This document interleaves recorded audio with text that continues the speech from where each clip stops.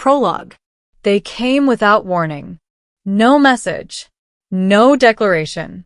No demands. Just light. Blazing, searing, blinding light that split the skies of Earth like a divine hammer.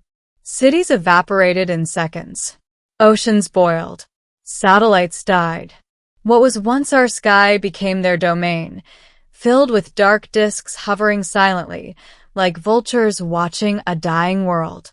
But the aliens had made a mistake, a grave one. They thought humanity would surrender. Chapter 1. The First Flame. Captain Elias Grant wiped sweat and soot from his brow, crouched behind a shattered concrete barrier on the ruins of Chicago's outskirts. All around him, fire raged, but the fire wasn't theirs. It was ours. Human-made. Human-born. We had struck back.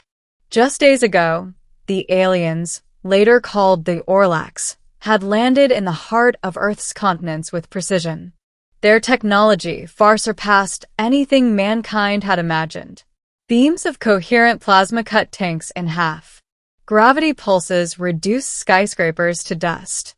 But Elias and his unit, the 9th Earth Resistance, had learned one thing fast. The Orlacs bled. Chapter 2.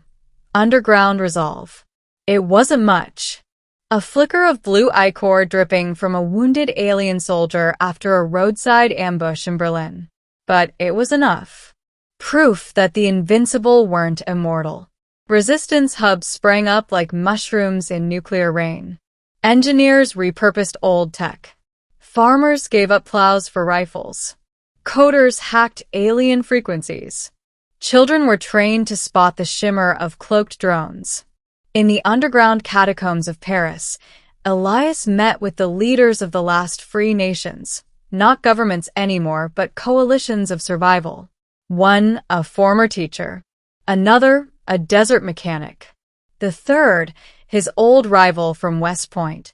They all agreed. They may control the sky, but the fire belongs to Earth. Chapter 3. Operation Wildlight. The alien mothership loomed above the Rockies like a second moon. From it, hundreds of saucers flowed out daily, harvesting resources, incinerating resistance pockets, abducting civilians. But what the Orlacs didn't know was that deep within Colorado, humanity's last secret lab had survived, and they had developed something wild. Something human. Not cleaner. Not smarter. Not elegant. Just unpredictable. They called it Wildlight, a fusion of stolen alien energy cells and nuclear chaos theory.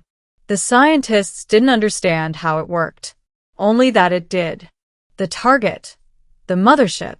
The delivery, a small human strike team led by Elias. Chapter 4. The Drop. On the eve of the mission, Elias walked outside the bunker and looked up at the stars. They used to be a symbol of hope. Now, they were eyes. Watching. Waiting. His calm buzzed. "You sure about this, Captain?" asked Miko, the unit's medic. Her hands shook, not from fear, but adrenaline. "No," Elias replied. "But we're out of options." The team of 5 launched in a stolen Orlac shuttle, masked in jerry-rigged stealth plating made from melted car hoods and alien scrap. They flew blind, beneath the mothership's shields, into the belly of the beast. Inside, it was eerily silent. Organic corridors pulsed like veins. Alien whispers echoed like dreams. It wasn't a ship.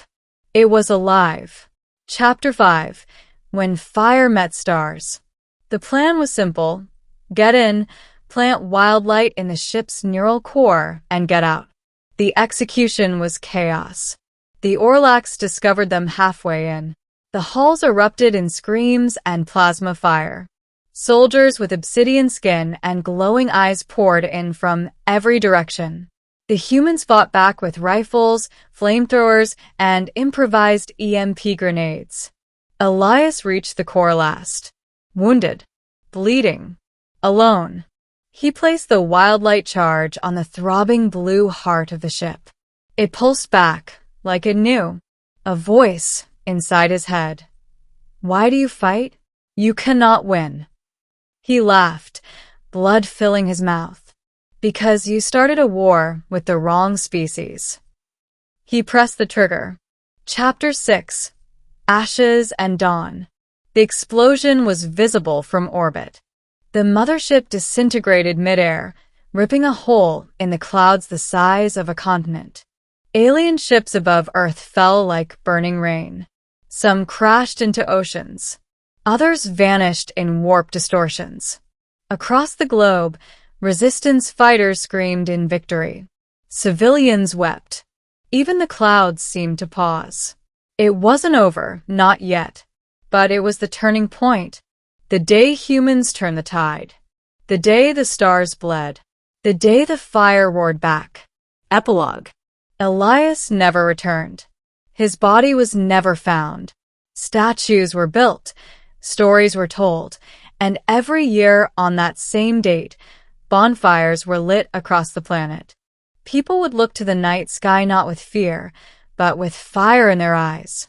Because the galaxy had learned a lesson. You can burn our cities. You can silence our signals. You can even tear our sky apart. But if you come to take our world, you'd better be ready when fire meets stars. The end.